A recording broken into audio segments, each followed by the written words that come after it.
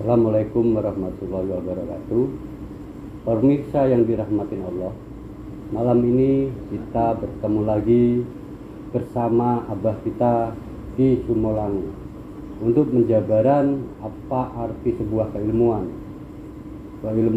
soal kejawaraan ataupun soal rezekian. Banyak orang bertanya-tanya.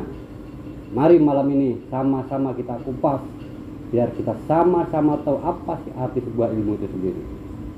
Bersama di Sumolangu, mari kita tonton sama-sama. Jangan lupa subscribe, like, and comment. Mari sama-sama kita simak. Assalamualaikum warahmatullahi wabarakatuh. Waalaikumsalam warahmatullahi wabarakatuh. Pemirsa, malam ini kami tim akan mengupas soal keilmuan. Pada malam ini kami bersama-sama dengan Abah akan mengupas sebuah keilmuan yang akan menjabarkan apa sih arti dari sebuah ilmu itu sendiri. Pemirsa, kita akan tanyakan langsung kepada beliau, ahlinya, untuk mengupas soal keilmuan itu sendiri. Assalamualaikum Abah. Ya, waalaikumsalam warahmatullahi wabarakatuh. Bagaimana menurut Abah soal keilmuan itu sendiri? Mohon penjabarannya Abah. Ya. Baiklah, assalamualaikum warahmatullahi wabarakatuh. Waalaikumsalam warahmatullahi wabarakatuh. Dari teman-teman tadi ada yang bertanya tentang keilmuan. Jadi bahwa keilmuan itu memang beraneka ragam, di mana di dalamnya ada keilmuan, kejawaraan, kekuatan, dan lain sebagainya. Juga di dalamnya ada keilmuan kerezekian. Nah, tentunya dari berbagai macam ilmu atau berbagai macam kajian yang telah saya sampaikan atau yang pernah saya sampaikan, yaitu bahwa di dalam diri kita terdapat sebuah kekuatan, bahwa kekuatan itu yang disebut kekuatan dalam otak bawah sadar kita. Itulah sebuah kekuatan yang kalau dipresentasikan, kekuatan otak bawah sadar kita, yaitu yang sering saya katakan adalah 88%. Sedangkan yang 12% itu adalah otak sadar kita. Nah, tentunya tadi dipertanyakan agar dikupas tentang keilmuan.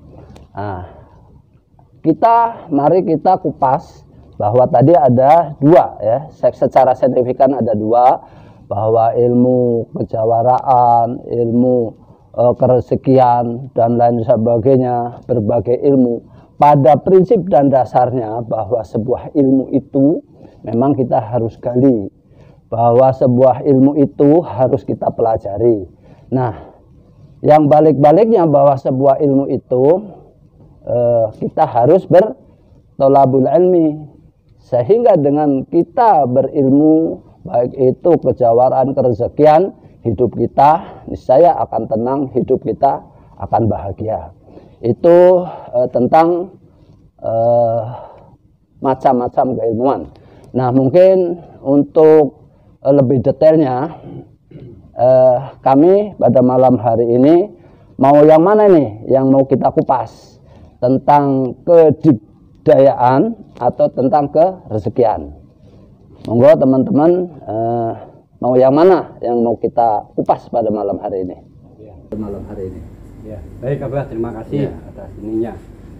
Tadi Abah sudah mengatakan bagaimana kajian-kajian kronologi sebuah keilmuan itu sendiri. Ya. Banyak orang-orang yang sifatnya mencari sebuah kejawaraan, sama jawara biar jadi pendekar lah, intinya seperti itu.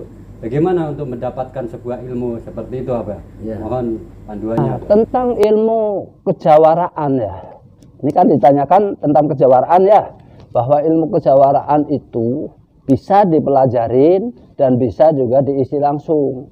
Contoh, apa sih jika dipelajarin secara keilmuan, yaitu berlandaskan dengan kalau Abah yang memberikan, itu biasanya orang yang paling dasar kita akan berikan kunci 9.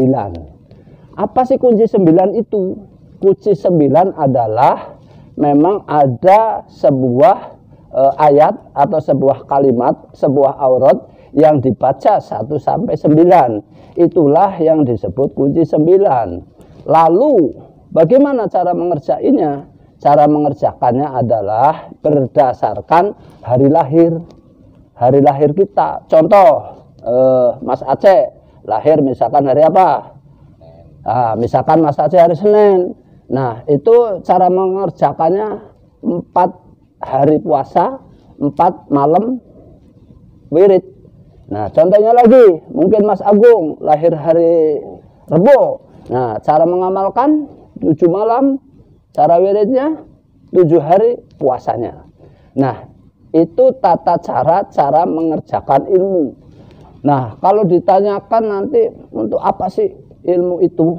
Yang tadi bisa untuk apapun, kejawaraan, anti bacok, untuk pengobatan, untuk mengambil pusaka, ya kan? Untuk menumbal tanah yang sangar dan lain sebagainya. Karena pada prinsip dan dasarnya adalah ilmu itu memang untuk itu. Makanya di situ ada keterangan, ya kan? Ada keterangan bahwa istiqomahkan jika sudah mendapat dasar-dasar itu, setelah diistiqomahkan dikerjakan. Nah, artinya dikerjakan itu dipraktekkan. Contoh, apa iya ini bahwa ilmu kita sudah masuk atau belum? Praktekkan. Oh, ada orang sakit, ambil air, ya kan? Baca kunci 9, tarik doanya. Karena itu doanya tidak lain dan tidak bukan adalah juga karena Allah. Yaitu yang tarik napas, tetap tarik napas, ya 3 kali baru kun. Kata Allah, ya Allah, saya minta apa? Minta air ini agar menyehatkan. Terus, nah itulah yang disebut hikmah. Hikmah itu bahwa ada tatanan sebuah ilmu yang kita pelajari, yang kita jalanin, sehingga jadilah ilmu yang bermanfaat, menjadilah ilmu atau ilmu nafi'ah. Itu tentang ilmu. Lalu bagaimana sih? Kan kadang-kadang ada orang, saya maunya instan saja. Oh bisa, instan. Oh, orang minta misalkan kepengen kebal atau kepengen berharisma, ya kan? Kenapa ada orang suruh minum kotri, ya kan? Itu untuk kekebalan. Wah, kepengen aura kita melejit, ya kan? Dagang kita supaya laris, cewek-cewek supaya gandeng, kan? Dan sebagainya, itu kan? Nah, itu ada yang pakai susuk. Susuk itu juga bisa dari emas, dari mutiara, dari berlian dan lain sebagainya. Tergantung siapa yang memberinya.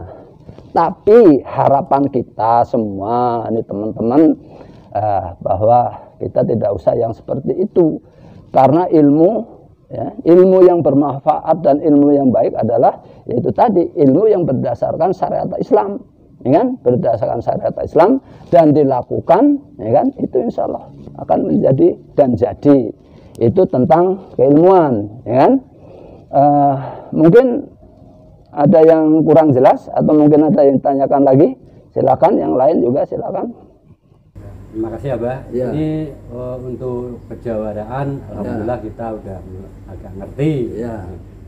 Terus ada lagi bahwa banyak orang mempelajarin ilmu soal kerezekian. Ya. Bagaimana itu menurut Abah soal kerezekian itu sendiri? Ya. Terima kasih Abah. Ya.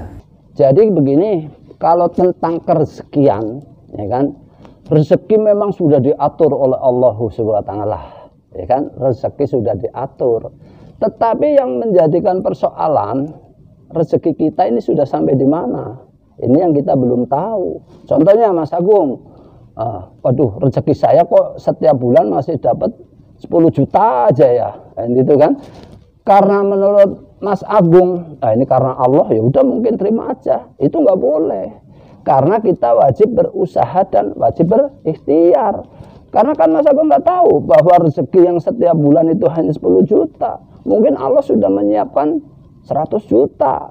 Nah, itulah yang wajib kita begali, yang wajib kita syariat, ya kan? Syariat berbagai cara. Ya kan? Secara dohir kita bekerja, secara batin kita berdoa. Itulah kuncinya. Nah, artinya bahwa kerezekian itu akan mengalir dengan tercerminnya aura kita, aura doa kita, ya kan? Nah, artinya bahwa kenapa sih ada doa yang sifatnya dengan membaca ini, contohnya dengan membaca sholawat, Allahumma sholli ala sayyidina Muhammad atau shollallahu ala Muhammad 100 kali setiap pagi. Orang tidak mempunyai uang seperak pun di dompet, insya Allah dalam sehari itu akan didapat. Didapatnya dari mana? Itulah yarzuqu min haitsu la yahtasib, yang disebut rezeki yang tak disangka-sangka. Itulah rezekinya Allah. Jadi kembalinya lagi bahwa ilmu, bahwa kerezekian itu juga kita harus kita gali, ya kan? Karena ada doa yang disebut Allahumma Rabbana anzil alaina ma'idata minas sama'i takunu lana inda liwariza warisulta wa tahurur rezekin. Artinya bahwa itu, ya Allah, turunkanlah rezekiku yang masih di langit dan keluarkanlah rezekiku yang masih di bumi dan dekatkanlah rezeki yang jauh. Lah itu kan terbukti atau bukti bahwa kita wajib mencari, ya kan? Wajib berupaya, wajib berusaha. Nah, nanti kadang ada pertanyaan, bagaimana sih Pak kalau kan ada orang cuma duduk aja duitnya banyak, ya kan? Duduk aja duitnya banyak, bisa, siapapun bisa, tapi dengan tadi ada ilmunya, ada caranya. Karena kita kadang kan hanya nggak tahu, cuman melihat aja itu orang duduk aja sarungan aja kok duitnya banyak ya, itu kan. Misal apa punya jin, apa punya apa lain-lain, itu kan. Padahal itu karena Allah, ya kan? Karena yang disebut itu geraknya hati. Bahwa filosofi Imam Ghazali adalah gerak adalah harapan, diam adalah lamunan, ya? Bahwa sebuah gerakan kita, gerakan dohir akan menjadikan sebuah harapan, gerakan hati kita juga akan menjadikan harapan. Nah, diam itu lamunan. Yang lebih fatal lagi diamnya hati, ya kan? Kalau hati kita kelihatannya badan kita sudah kerja sono sini, rezeki tongpes, ya. Tahu tongpes? Tongpes itu artinya udah masuk sekian, kayaknya udah banyak, tapi nggak ada hasilnya. Itulah yang disebut namanya tongpes, ya kan? Tongpes belum didapatnya keberkahan. Bahwa kita memang diharapkan itu menggapai kebahagiaan, ya kan? Sehingga akan didapat kebahagiaan dunia dan akhirat. Nah, kenapa itu? Kenapa kami atau kita ini setiap malam Jumat, ayo kita beriadoh, berzikir, berdoa. Itulah untuk menggapai itu, ya, gitu kan? Nah, ini tentang kerezekian yang sifatnya murni atau alamin. Atau mungkin silakan ada yang disambung lagi atau ditanyakan lagi. Ayo silakan. Baik, mungkin dari teman-teman semua mungkin udah paham ya apa yang dijabarkan Abah tadi soal kerezekian, soal kejawaraan, apa itu jawara, apa itu rezeki, bagaimana menggapai rezeki, bagaimana mendapatkan ilmu kejawaraan itu tadi. Mungkin ada lagi yang mau disampaikan Abah kepada kami? Ya, jadi kami berharap untuk kawan-kawan kita, teman-teman kita, mari kita tetap berpegangan pada tali Allah, wa ta'simu bihablillah, agar mencari rezeki itu didapat, ya kan, dengan harapan banyak yang barokah. Nah, karenanya rezeki itu gampang sih ya, karena rezeki itu sifatnya rahmannya Allah. Nah, nanti ada pertanyaan begini misalkan, kenapa itu orang nggak sholat rezekinya banyak? Kenapa itu orang pemabuk rezekinya banyak, ya kan? Nah, itu pertanda bahwa rahmannya Allah berjalan, rahmannya Allah. Jadi siapapun yang minta kepada Allah, Allah beri. Jangankan manusia, setan pun minta diberi. kan seperti itu.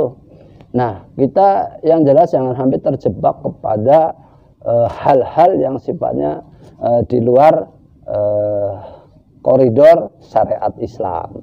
Karena rezeki juga banyak juga. Nanti ada pertanyaan, kenapa itu kan katanya ada lewat tuyul, lewat babi ngepet, lewat gunung ini dan sebagainya. Ya itu memang itu namanya memuja, namanya menghamba, ya kan? Bahwa kalau ditanyakan bahwa apakah itu diridhoi Allah, ya gitu kan? Kalau secara Islami Allah tidak meridhoi, tetapi kalau manusianya sendiri itu yang memang menghamba seperti itu, ya tetap Allah memberikan, itu kan? Karena tadi bahwa Allah itu akan mencukupi atau akan memberi permintaan daripada umatnya, baik itu manusia, baik itu makhluk apapun akan diberi itu, ya. Itu tentang kerezekian itu. Ya kan? Ada yang lain? Ya.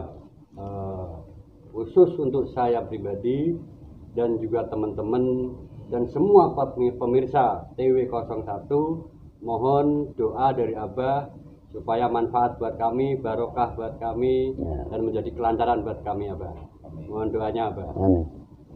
Ya, mari kita sama-sama berdoa agar didapat ilman nafiah, ilmu yang bermanfaat.